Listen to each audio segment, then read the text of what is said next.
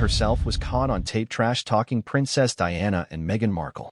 It began with a sound, crackly, distant, and grainy at first, then unmistakably clear. A woman's voice, posh and calculated, making casual yet cutting remarks about two of the most talked-about women in modern royal history. One, the late Princess Diana, the beloved people's princess, gone for over 2 decades but immortalized in public memory. The other, Meghan Markle, the American duchess whose entry into the royal family was supposed to signal a modern, inclusive monarchy, only to end in public exits, bitter interviews, and irreparable fractures. And the woman speaking in this leaked audio? None other than Queen Camilla. Before we continue, please like, subscribe, and turn on the notification bell for updates. In the age of leaks and viral outrage, it takes only one match to set the world ablaze. That match was lit the moment an audio recording surfaced allegedly featuring Camilla, Queen Consort of the United Kingdom, mocking Princess Diana as overrated and referring to Meghan Markle as the help. Within minutes of the clip hitting the internet, social media platforms exploded. Hashtags like #NotMyQueen and #CamillaTapes began trending globally. The video reached millions before palace aides could even confirm it existed. But confirmation, or even denial, was hardly necessary. The damage was already done. The voice in the audio was calm, unbothered, and disturbingly amused. It wasn't a slip of the tongue or a moment of frustration, it was deliberate. Chatter about Diana's obsession with image and Meghan's delusions of grandeur echoed through the internet like royal gunfire. But what made the leak more damning was the context. This wasn't gossip at a party or idle conversation with a friend. This was a private conversation recorded within the walls of a palace, supposedly among confidants and advisors. A conversation not meant for public consumption. And yet, here it was consumed, dissected, and weaponized.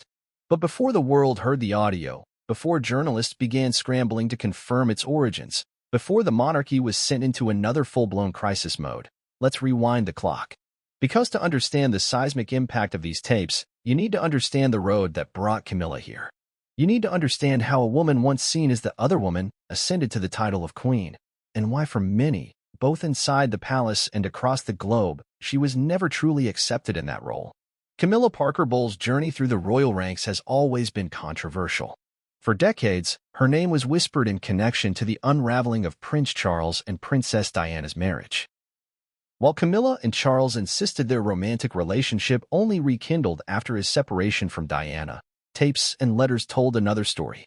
"There were 3 of us in this marriage," Diana famously said in her 1995 BBC interview. And while Diana won the public's heart, it was Camilla who ultimately won the crown. The public softened over time. After Diana's death, Camilla was kept largely out of sight, and her relationship with Charles developed slowly in the public eye. When the couple married in 2005, the palace was careful. She was given the title Duchess of Cornwall, not Princess of Wales, a title forever associated with Diana. There were assurances she would not be queen. For years, this compromise held. Until it didn't. In February 2022, just months before Queen Elizabeth II's death, Her Majesty made a rare public statement expressing her sincere wish that Camilla be known as Queen Consort when Charles ascended the throne. It was a move seen by many as the Queen's attempt to solidify Camilla's position in history, to make peace with an inevitable truth. The transition was swift. Upon Queen Elizabeth's passing in September 2022, Charles became king, and Camilla was crowned alongside him. The woman who had once been reviled in the press, called a homewrecker and worse, now sat beside the sovereign, crowned in gold. But no crown sits easily on a shaky foundation. Camilla's reign, if one can call it that, was always conditional. Her acceptance came not from adoration, but fatigue. A public tired of scandal. A press trained to move on. But among the public, particularly supporters of Diana and defenders of Meghan Markle, a quiet resistance lingered. They watched her appearances with suspicion. They dissected every smirk, every glance. They waited. And now, they have their moment. The leaked recordings, said to be captured during a private dinner attended by high-level royal insiders, contain moments that would be scandalous for any public figure, let alone a queen. One segment allegedly captures Camilla referencing Meghan as the help who got lucky. In another, she's heard laughing about Diana's media popularity, saying people forget she was a mess behind closed doors. All crying and drama. So overrated. It's important to understand what these words mean, not just for the individuals targeted, But for the monarchy itself, these aren't just personal attacks. They're ideological fault lines.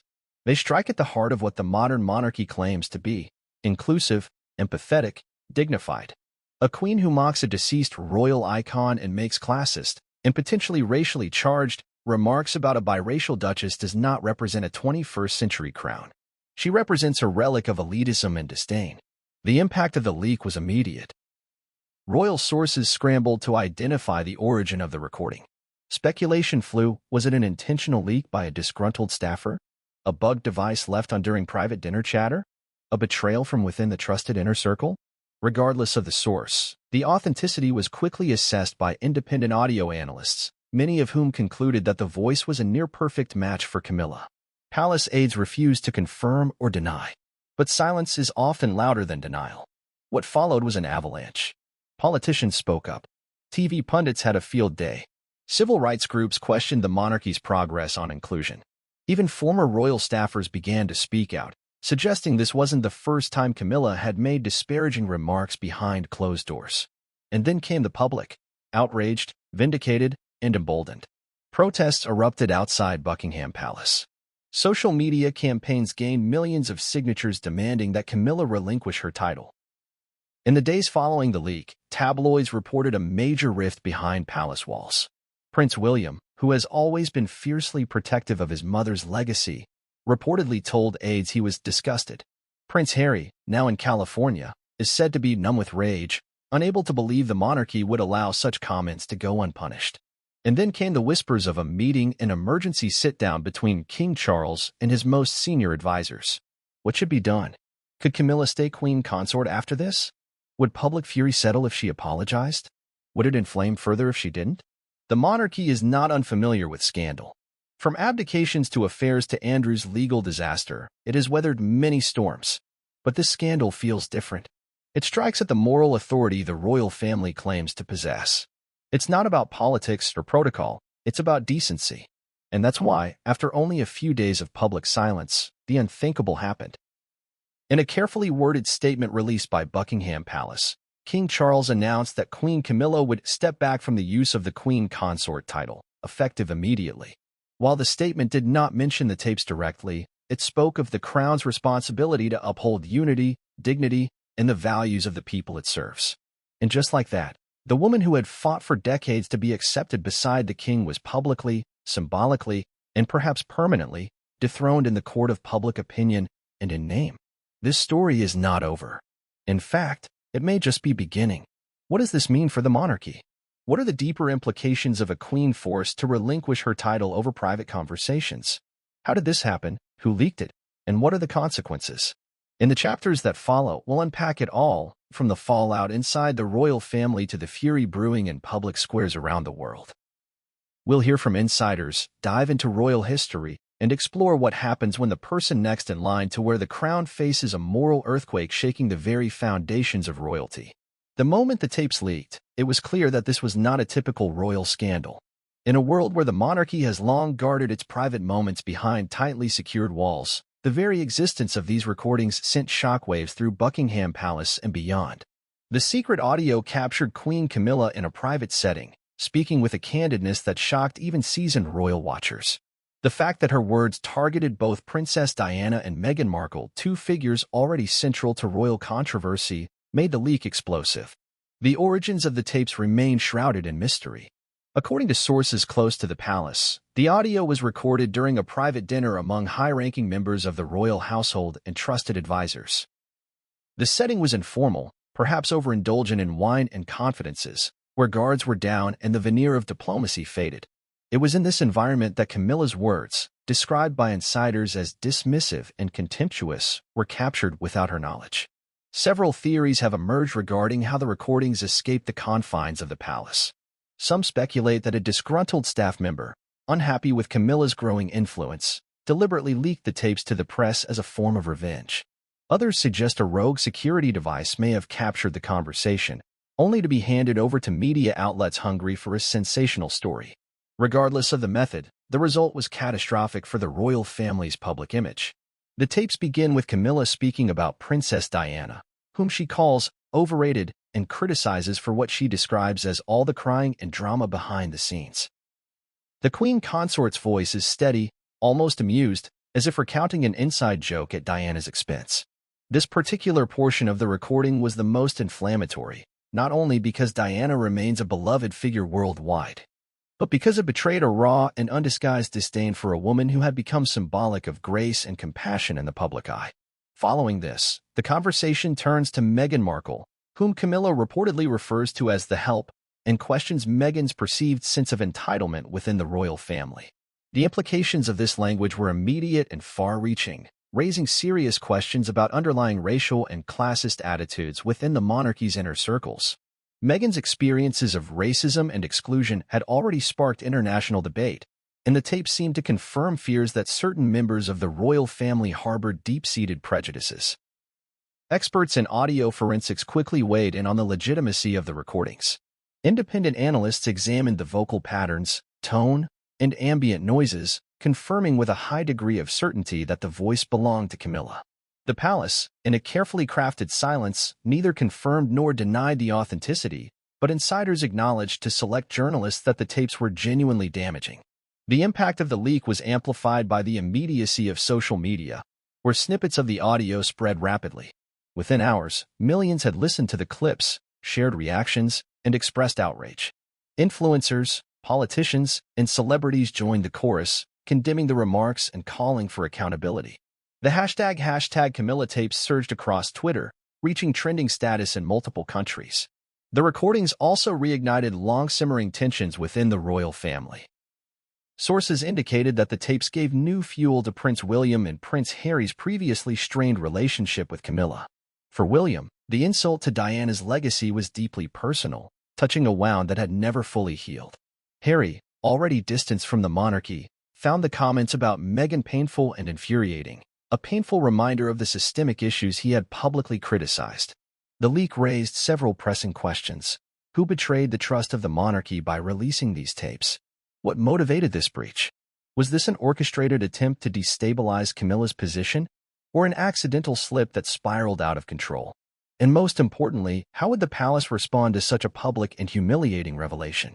This section unpacks the origins, content, and immediate aftermath of the leaked tapes, providing a comprehensive look at the first domino in a scandal that would shake the monarchy to its core.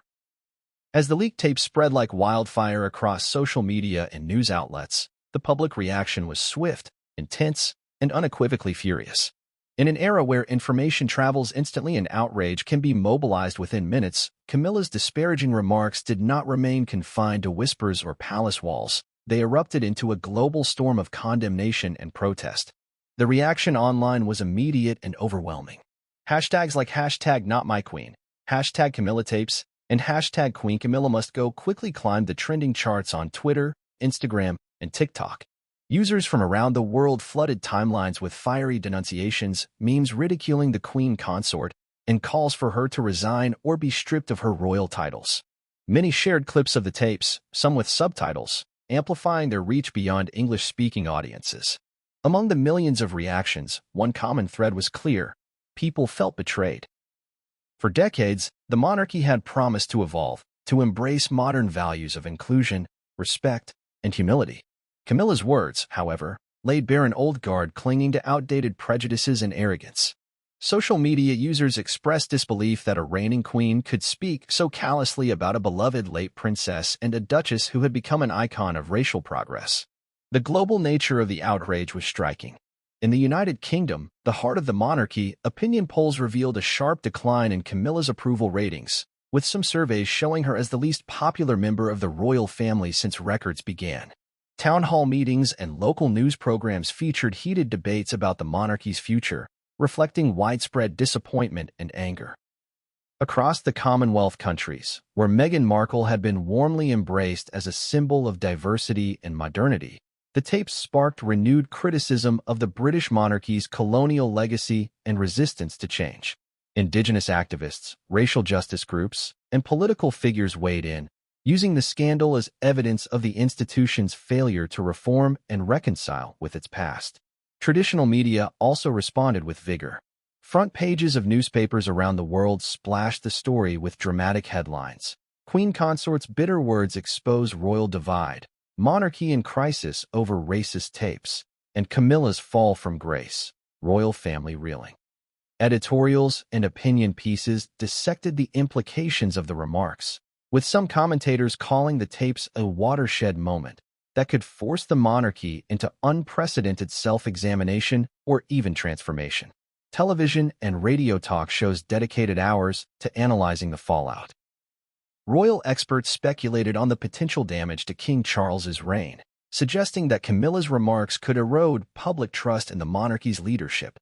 Political analysts debated whether this scandal could accelerate Republican movements within the UK and the Commonwealth, arguing that public tolerance for royal privilege was waning rapidly.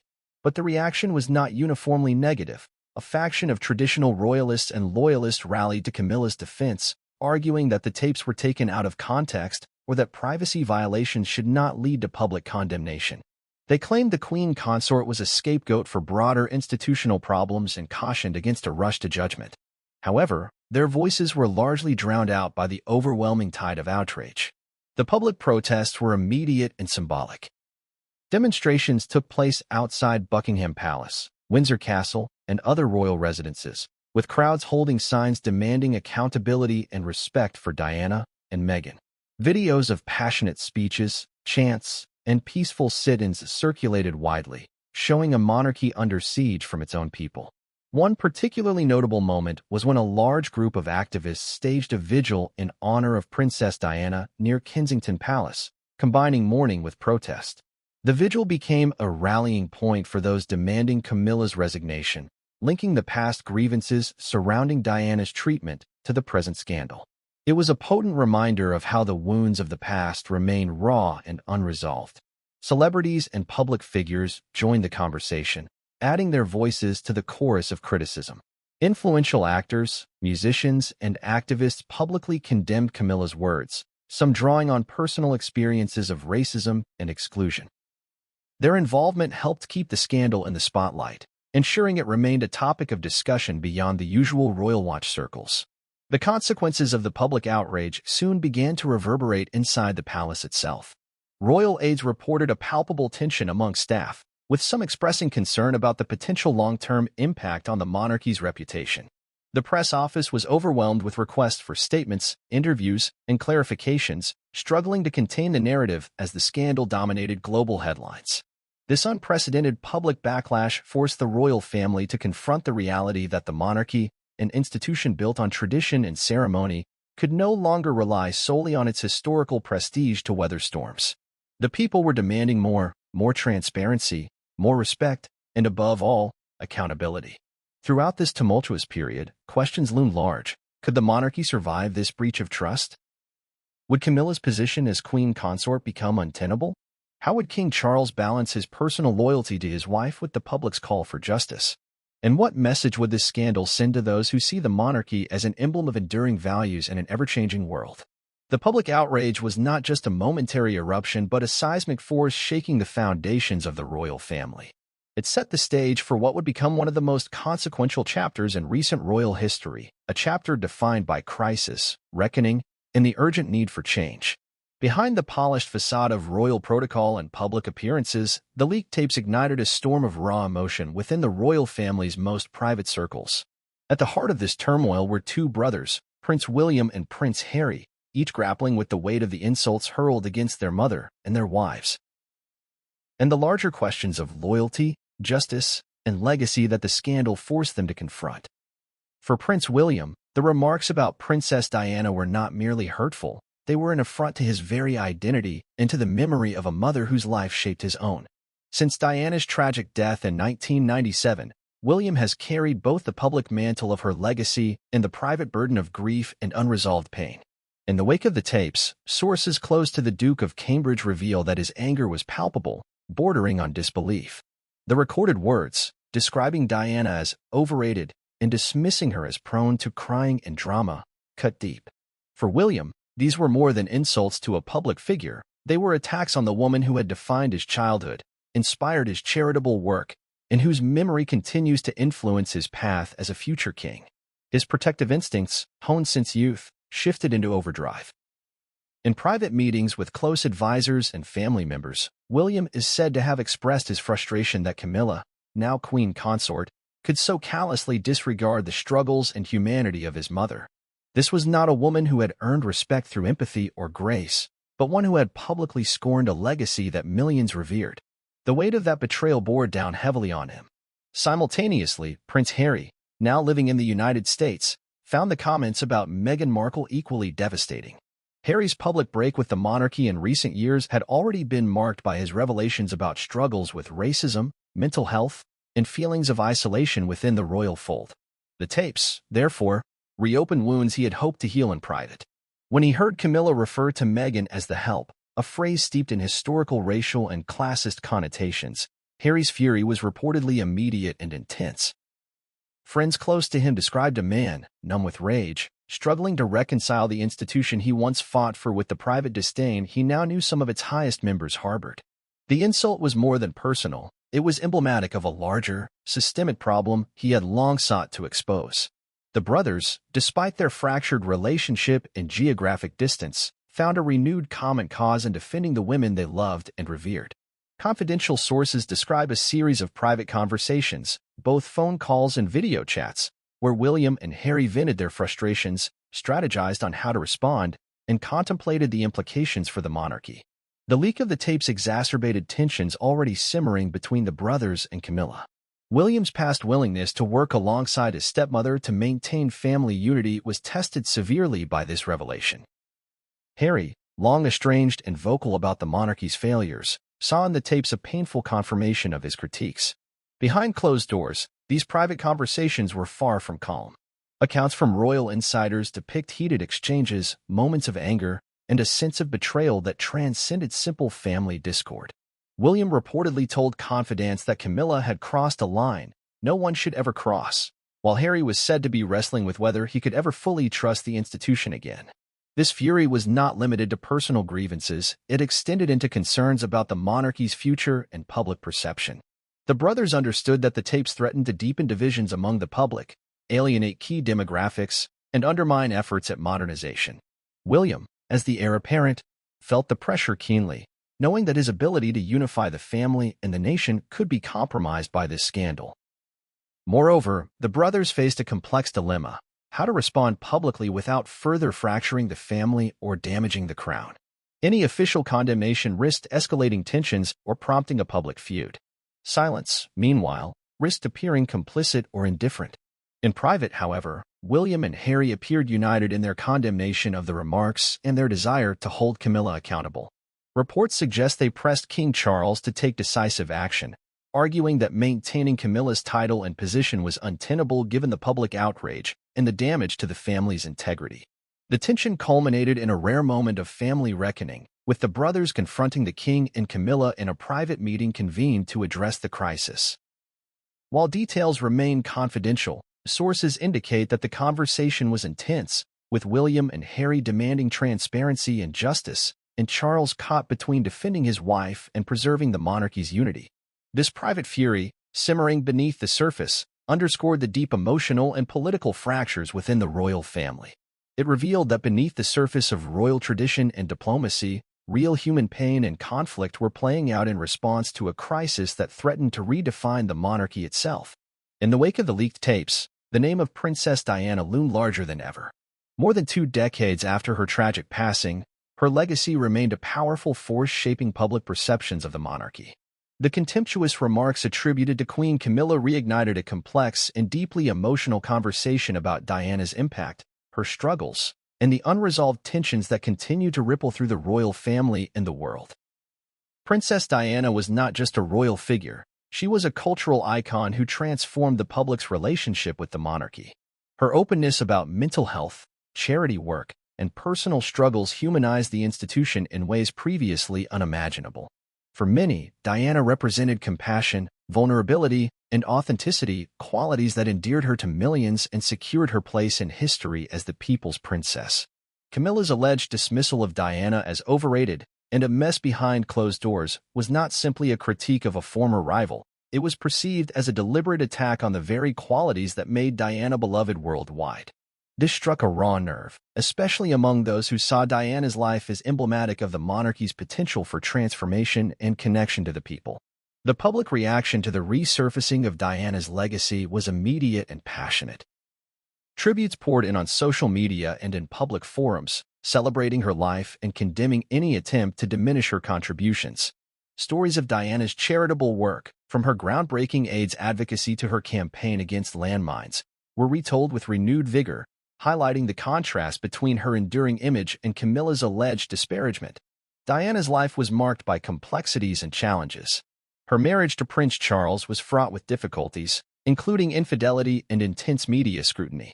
Yet, through it all, she maintained a resilience and grace that endeared her to the public and influenced the next generation of royals. The leaked tapes seemed to ignore this nuance, reducing her to a caricature that many found both inaccurate and deeply offensive. Royal historians and biographers weighed in on the controversy, emphasizing the enduring significance of Diana's legacy. They highlighted how her approach to royalty, balancing tradition with empathy, reshaped expectations of the monarchy and inspired reforms. For many, Diana's legacy is inseparable from the ongoing evolution of the crown and its role in a changing world. The tapes also brought renewed attention to the complex relationship between Diana and Camilla. While their rivalry was well documented during Diana's lifetime, the depth of animosity implied by the leaked comments suggested unresolved wounds and bitterness that had persisted behind the scenes. Public fascination with this dynamic fueled debates about forgiveness, reconciliation, and the personal cost of royal life. Moreover, the resurfacing of Diana's legacy in such a contentious context rekindled discussions about the monarchy's handling of her death and the aftermath. Conspiracy theories, questions about media intrusion, and criticisms of royal responses were reignited, adding layers of tension and suspicion to the current crisis. The royal family faced a delicate balancing act in addressing the resurgence of Diana's legacy amid the scandal. On one hand, there was a need to honor her memory and acknowledge the public's affection. On the other, they had to navigate the sensitivities of Camilla's role in the king's position. Statements from palace spokespeople carefully acknowledged Diana's enduring importance while calling for respect and unity. For many members of the public, the scandal affirmed their long-held allegiance to Diana's memory and skepticism toward Camilla's place in the monarchy. It fueled a sense of justice sought not only for Diana but for the values she represented: compassion, openness, and dedication to service. As the world grappled with the implications of the tapes, Diana's legacy became a rallying point for those advocating change within the monarchy. Her life story served as both a beacon and a challenge, reminding the royal family and its supporters of the standards of empathy and accountability demanded by the modern era.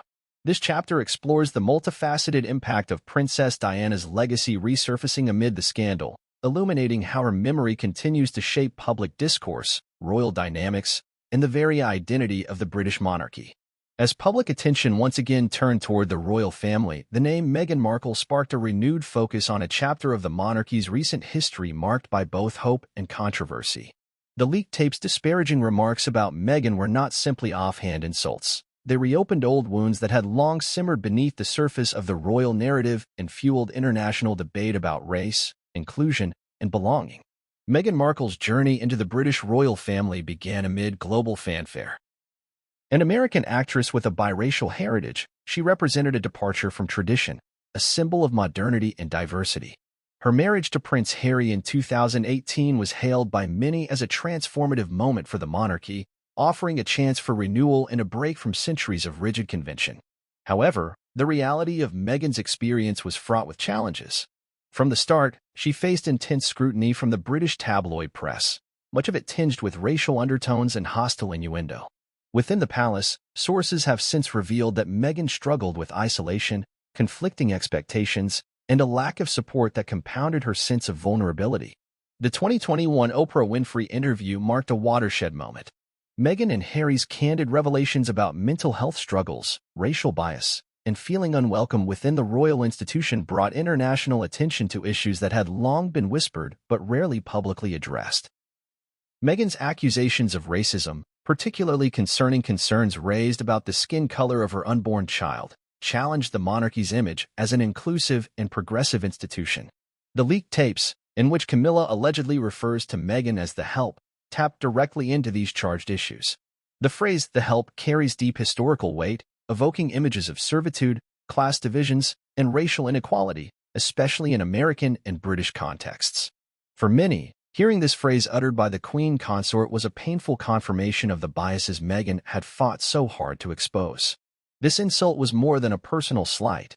It was a symbol of the systemic obstacles Meghan faced. It highlighted the disconnect between the monarchy's public claims of embracing diversity and the private attitudes that some insiders allegedly maintained. The controversy underscored the ongoing struggle over who truly belongs within the royal family and what values the institution embodies. Meghan's painful past within the palace was compounded by the public fallout from these tapes. While she and Harry chose to remain mostly silent publicly during the scandal, sources close to the couple described Meghan as hurt and disappointed but resolute. The tapes reaffirmed the reasons she and Harry had stepped back from royal duties and sought a new life abroad. The resurfacing of these issues also reignited broader discussions about race and privilege in the UK and beyond. Advocates for racial justice pointed to the monarchy as a symbol of entrenched class and racial hierarchies, questioning whether genuine reform was possible without confronting uncomfortable truths. Despite the pain, Meghan's journey also inspired many. Her openness about mental health, advocacy for marginalized communities, and challenge to royal traditions encouraged conversations about inclusivity and change. The scandal surrounding the tapes highlighted the stakes of this ongoing cultural shift. For the royal family, Meghan's painful past and the fresh wounds caused by the leaked tapes posed difficult questions. How to reconcile the desire to honor tradition with the need to embrace diversity and inclusion? How to heal fractured relationships and restore public trust? The answers remain elusive. This chapter delves into Meghan Markle's challenging experience within the royal family, the implications of the tapes for her and the monarchy, and the broader societal conversations sparked by her story. The fallout from the leaked tapes forced many to revisit the long and complicated history of Camilla Parker Bowles, a woman whose journey through royal controversy spans decades and whose reputation remains divisive to this day.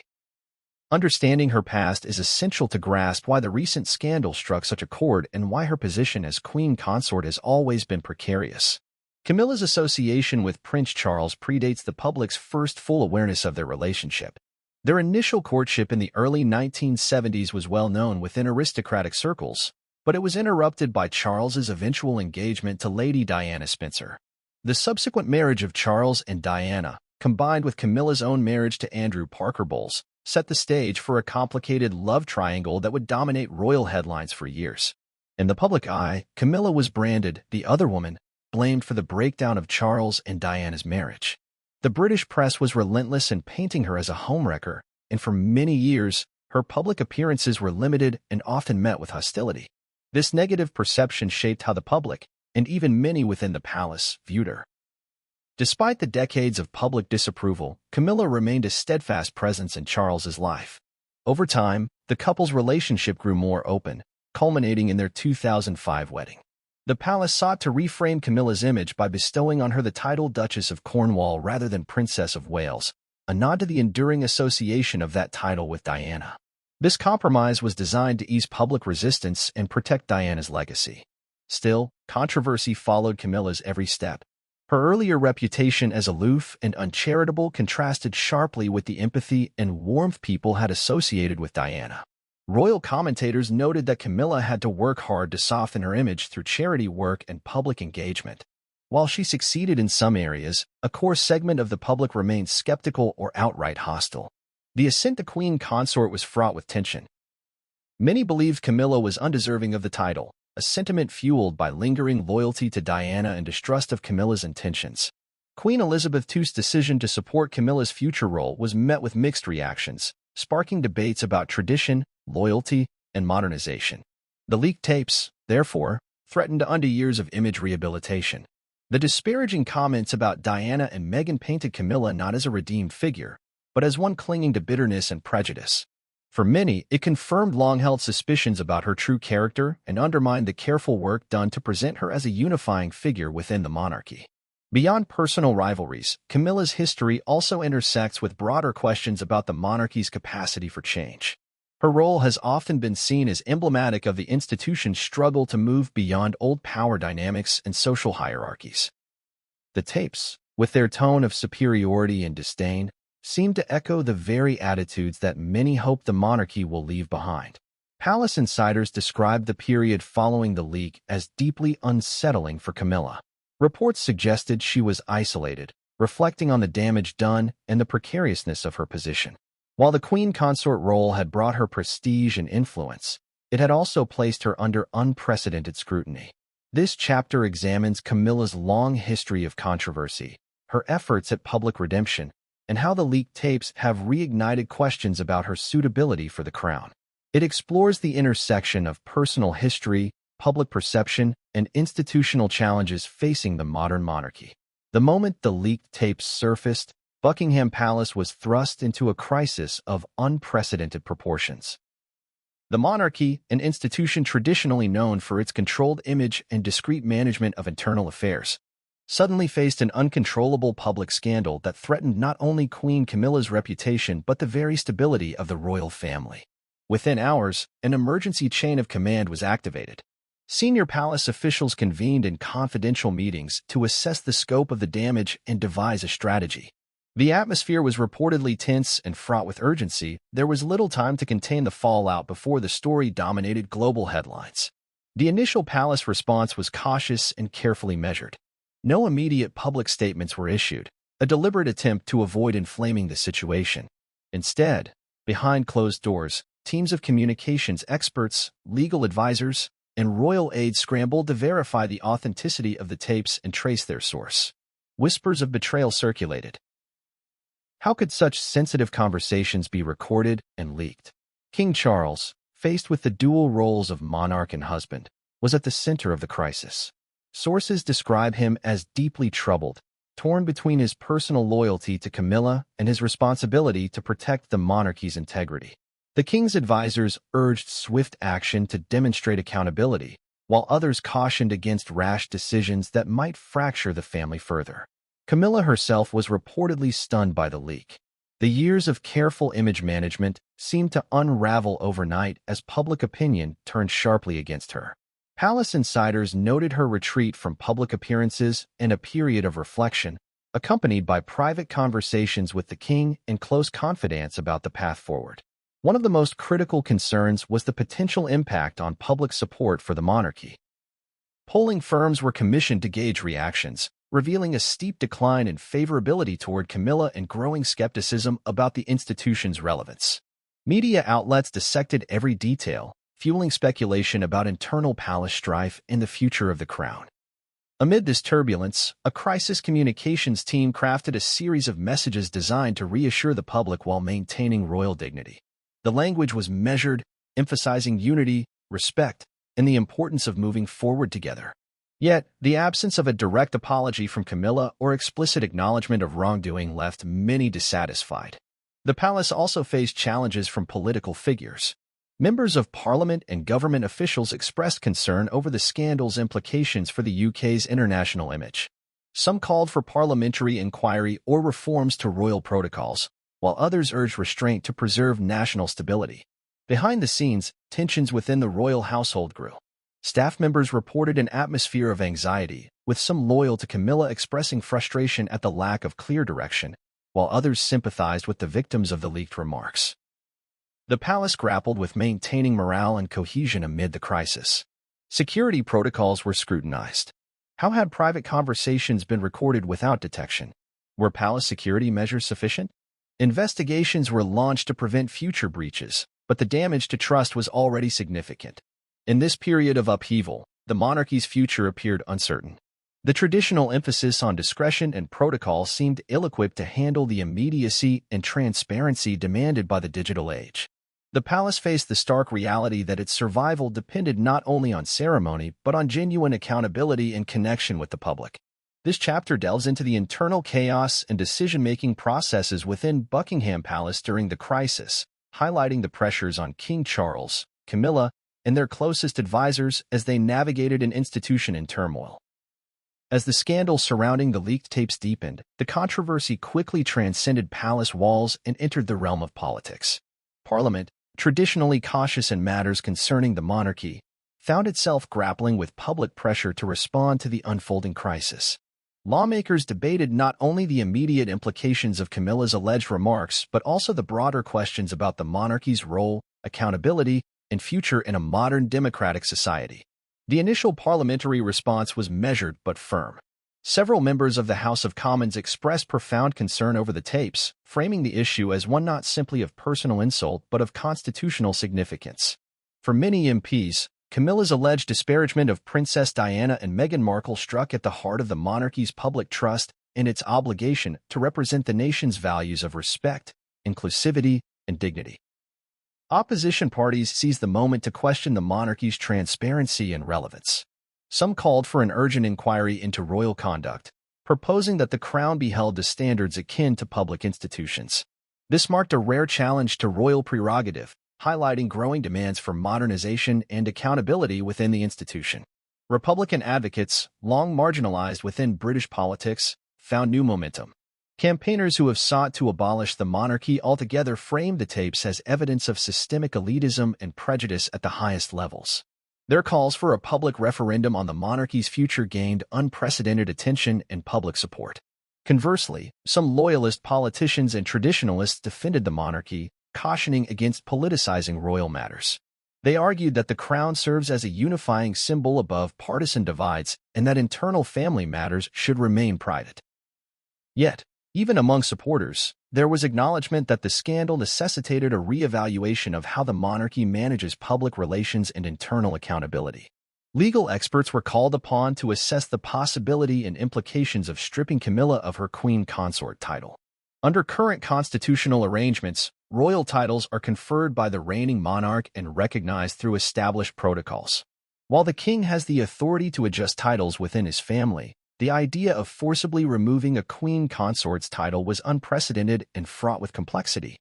Some constitutional scholars argued that while difficult, such a move would be legally feasible if deemed necessary for the crown's survival and public confidence. Others cautioned that any drastic action risked destabilizing the monarchy and provoking a constitutional crisis, especially given Camilla's status as the king's wife. Debates extended to the role of the monarchy in promoting diversity and inclusion. MPs questioned whether the institution was equipped to shed entrenched biases and whether reforms were necessary to align it with contemporary societal values. Discussions touched on recruitment practices within the royal household, the monarchy's public messaging, and its engagement with minority communities.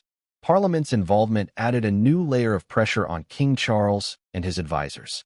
The monarchy, already reeling from public backlash and internal turmoil, now faced scrutiny from elected representatives demanding answers and action.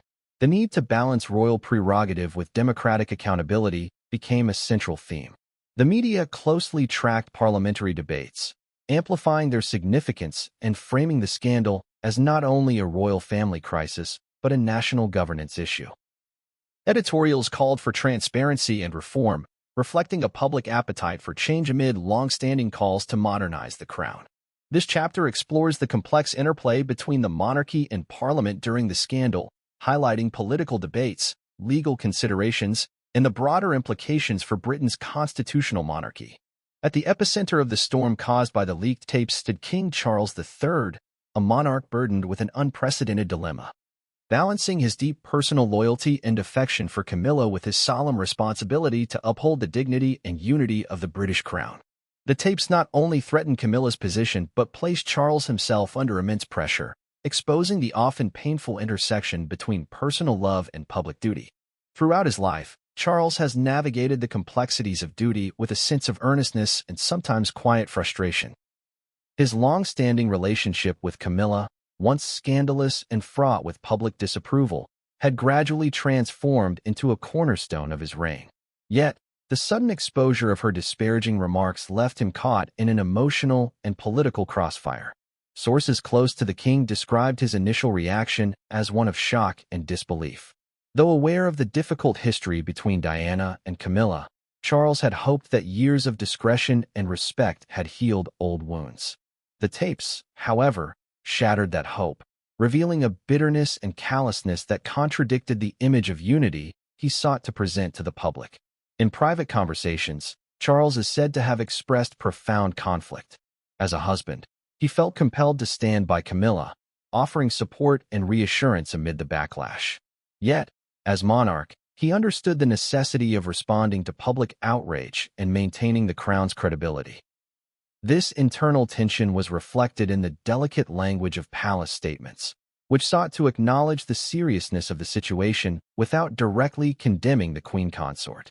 Advisors counseled Charles on the risks of either defending or distancing himself from Camilla, weighing the potential impacts on royal unity and public perception.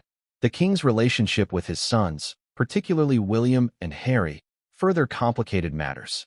The prince's outrage at the leaked tapes and their calls for accountability placed Charles in a difficult position. Balancing the emotional needs and expectations of his family with his role as sovereign demanded nuanced diplomacy and deep personal reflection. Rumors circulated within royal circles of private meetings where Charles grappled with the possibility of asking Camilla to step back temporarily or relinquish the queen consort title. Such a move would have been unprecedented and fraught with personal pain, but it was considered by some as a necessary step to preserve the monarchy's future. Charles's long-standing commitment to modernizing the monarchy also played a role in his decision-making. He understood that public attitudes toward the crown were evolving, and that failure to address scandals transparently could accelerate calls for republicanism or institutional reform. The king's emotional state during this crisis was reportedly strained, with close confidants noting periods of deep contemplation and fatigue. The intersection of personal heartbreak and the immense responsibilities of his position underscored the human cost of royal life behind the grandeur and ceremony. This chapter examines King Charles's struggle to reconcile his love for Camilla with his duties as monarch amid the crisis, exploring the personal and political challenges he faced in navigating a scandal that threatened both family and crown.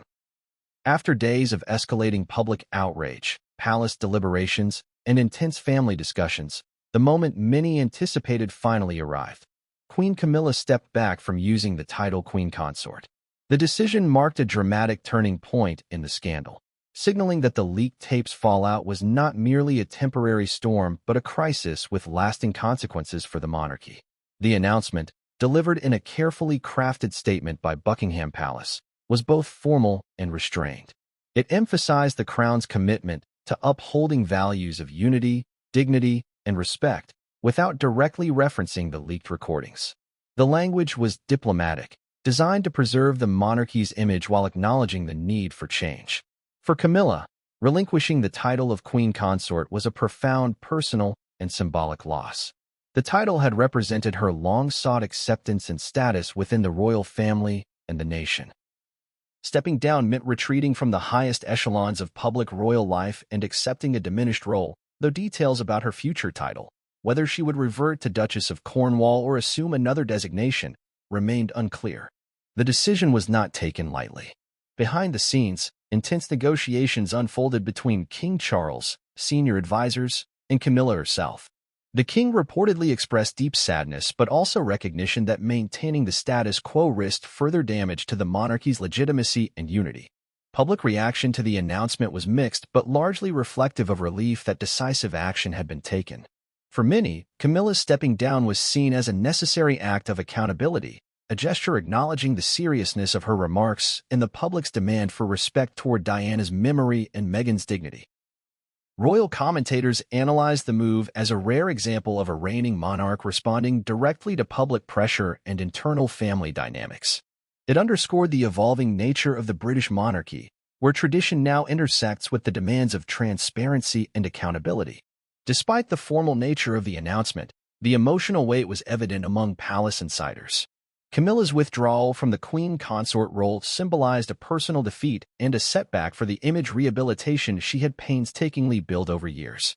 Questions arose about what this meant for Camilla's future within the royal household. Would she continue to perform public duties under a different title? How would this affect her relationship with the king and other family members?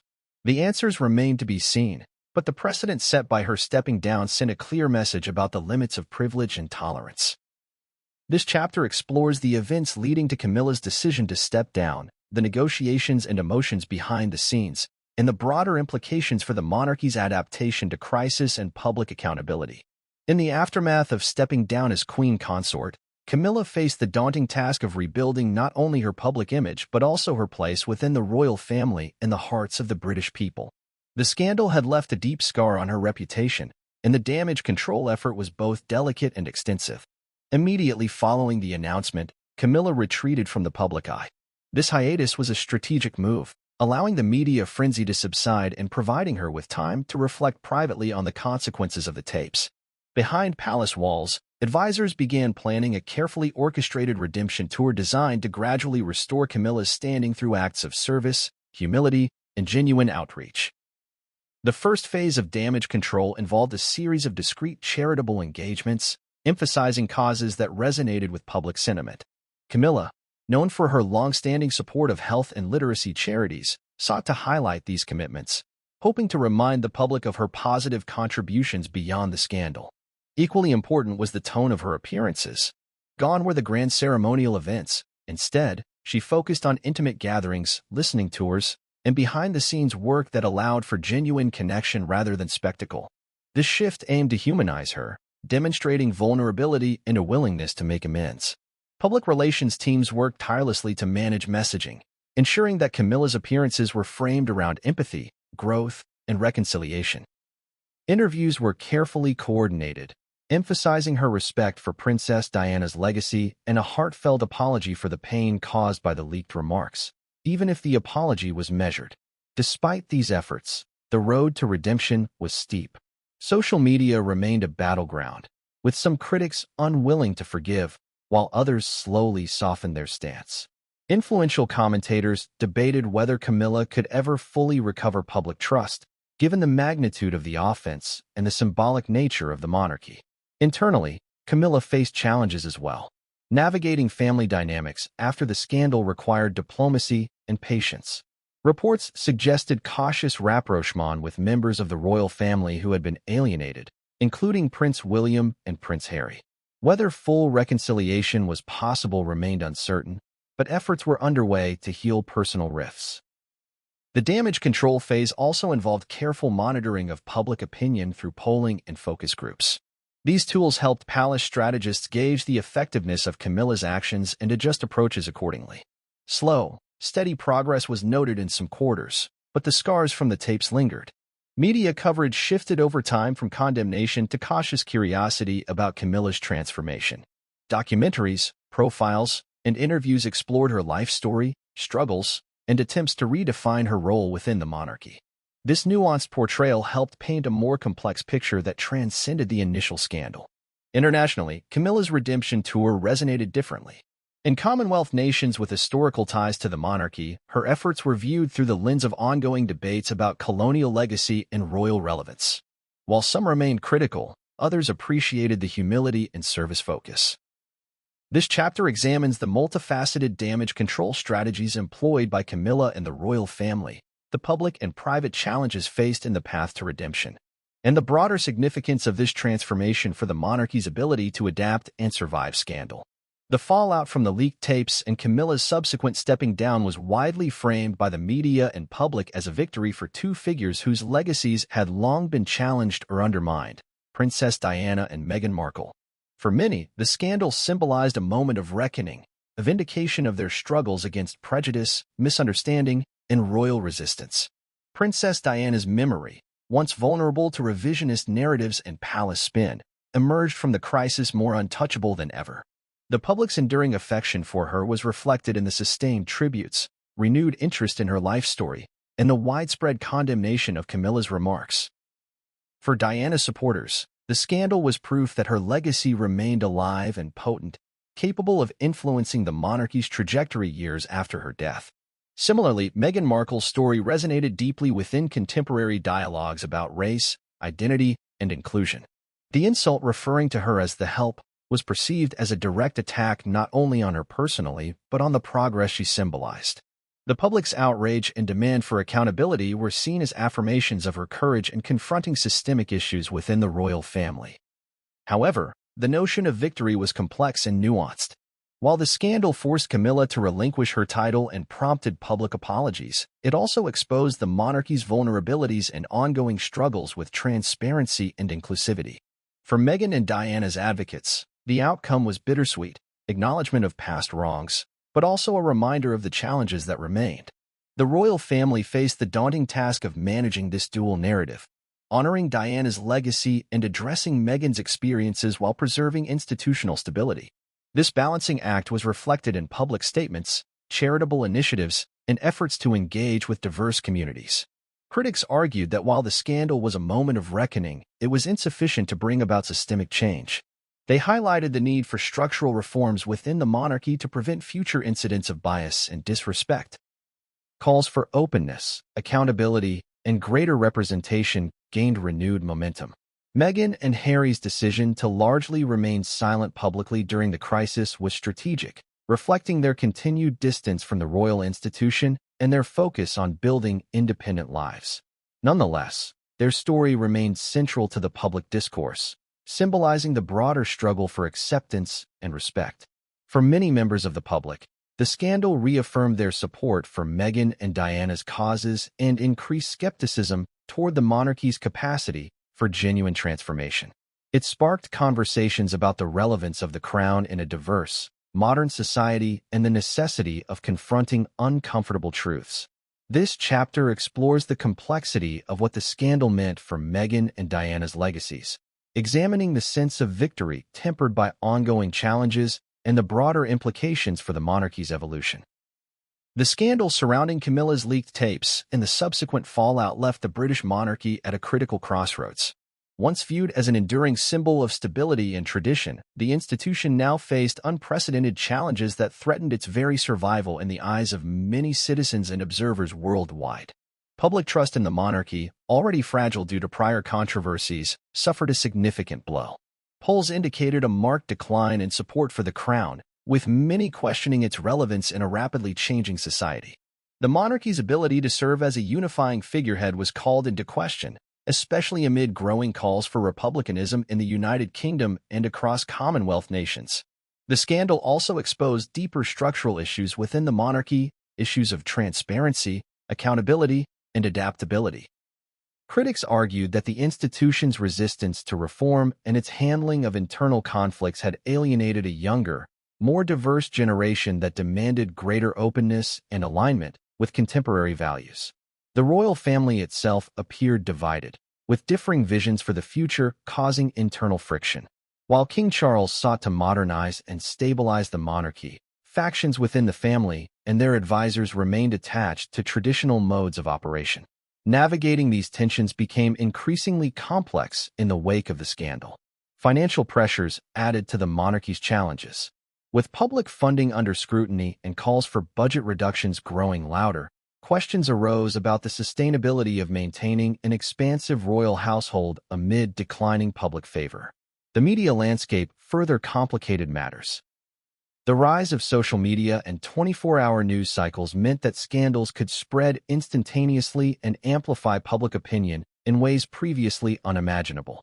The monarchy's historical preference for controlled narratives and discretion was at odds with the demand for transparency and engagement.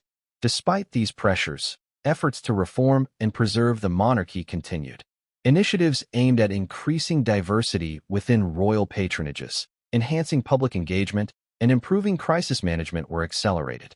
Yet, the path forward remained uncertain, with debates ongoing about the monarchy's role in a modern constitutional framework. Internationally, the scandal reverberated throughout Commonwealth realms, many of which were re-evaluating their ties to the British crown. Discussions about becoming republics gained traction, reflecting broader questions about post-colonial identity and governance.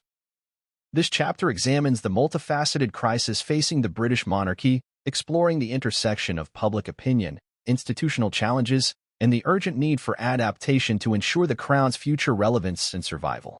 The saga of the leaked tapes, Queen Camilla's disparaging remarks, and the subsequent fallout marks a defining moment in the history of the British monarchy. This scandal has laid bare the intricate tensions between tradition and modernity, personal loyalty and public accountability, and the enduring power of legacy amid institutional change. At its core, this crisis reveals the fragility of an institution built on centuries of ceremony, privilege, and a carefully cultivated image.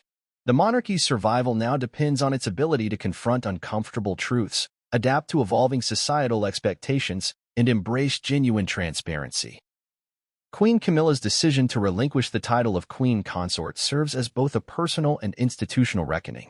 It signifies that even the highest echelons of royal privilege are not immune to public scrutiny, and that respect for the memories and dignity of figures like Princess Diana and Meghan Markle is paramount.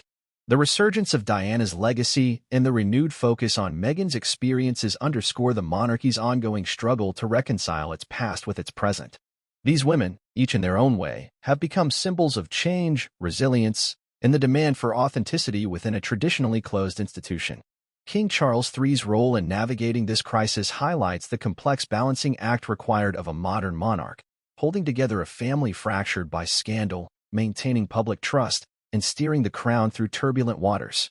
His decisions in this chapter will shape the monarchy's trajectory for years to come. Public reaction throughout this scandal reveals a society increasingly unwilling to accept silence or evasion from its institutions. The voices demanding accountability, inclusivity, and respect reflect broader cultural shifts that the monarchy must acknowledge and integrate if it is to remain relevant. As the British monarchy stands at this crossroads, the lessons of this crisis are clear. Preservation of tradition cannot come at the cost of progress. Legacy is strengthened not by denial, but by honest engagement with history and the present. And power, even royal power, must be exercised with humility and respect. For viewers, this story offers more than royal drama. It serves as a mirror reflecting the challenges faced by all institutions confronting change in the modern era. It asks us to consider how we value history, how we demand accountability, and what we expect from those who symbolize our collective identity. As we close this chapter, the future of the British monarchy remains uncertain, but the call for transformation is undeniable. The question now is whether the crown will rise to meet it. Thank you for following this detailed exploration. Please like, share, and subscribe to stay informed on this and other unfolding stories. What do you think should happen next to the monarchy? Leave your thoughts in the comments below.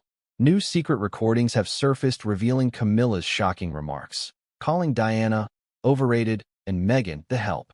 Tonight, we dive deep into these explosive tapes, uncovering the truth behind the scandal that forced Camilla to drop her queen title. Stay with us as we reveal the fallout shaking the very foundation of the royal family.